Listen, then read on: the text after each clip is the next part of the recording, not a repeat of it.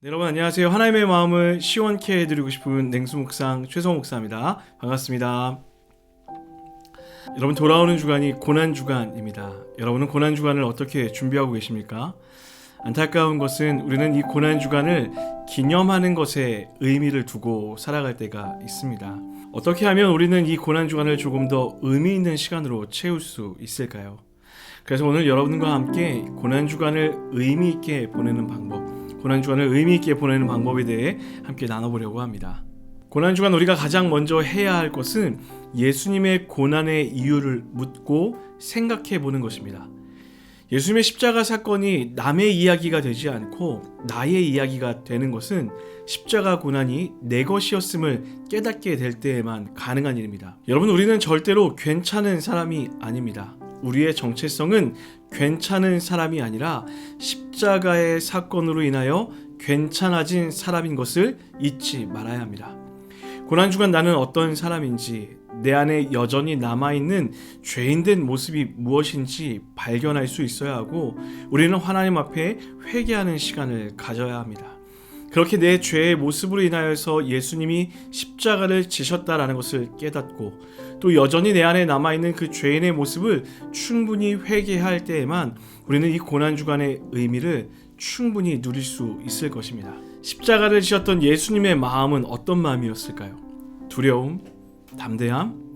말씀을 통해 우리는 이 고난이 지나가기를 바라면서 동시에 아버지의 뜻대로 되기를 간절히 바랬던 그 예수님의 마음을 잘 알고 있습니다. 여러분, 두려움을 이기는 힘은 사랑입니다. 그래서 두려움의 크기만큼 그것을 이기는 사랑의 크기는 훨씬 더 커야만 합니다. 십자가를 지기로 결정한 예수님의 사랑의 크기, 그것이 바로 여러분과 저를 향한 예수님의 마음의 크기였습니다. 예수님의 두려움까지도, 그리고 그 두려움을 이긴 사랑의 크기까지도 우리가 느낄 수 있어야 하고, 그 마음을 갖도록 우리는 묵상하고 기도해야 합니다. 그렇게 우리가 예수님의 십자가의 의미와 그 예수님의 마음을 확인하면 자연스럽게 우리 안에는 예수님 감사합니다 라고 하는 고백이 터져 나올 수밖에 없습니다.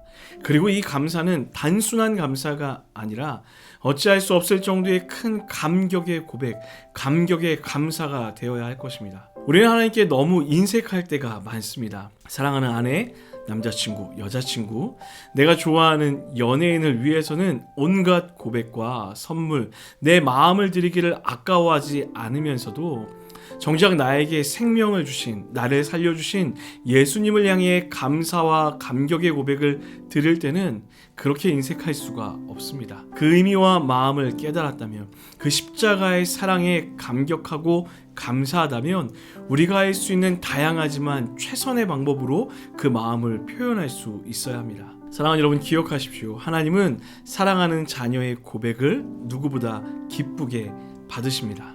고난주간을 의미있게 보내는 방법, 네 번째는 고난을 기념하지 말고 살아내라 라는 것입니다. 저는 늘 고난주간이 되면 꼭 하나님께 하는 기도가 있습니다. 그것이 바로 기념하지 말고 살아내기를 소원합니다 라는 기도입니다. 매일 반복되는 고난주간에만 슬퍼하고 감사하고 결단하는 것이 아니라 내 삶이 예수님의 십자가의 흔적이 가득한 삶이 되기를 간절히 기도하는 것입니다.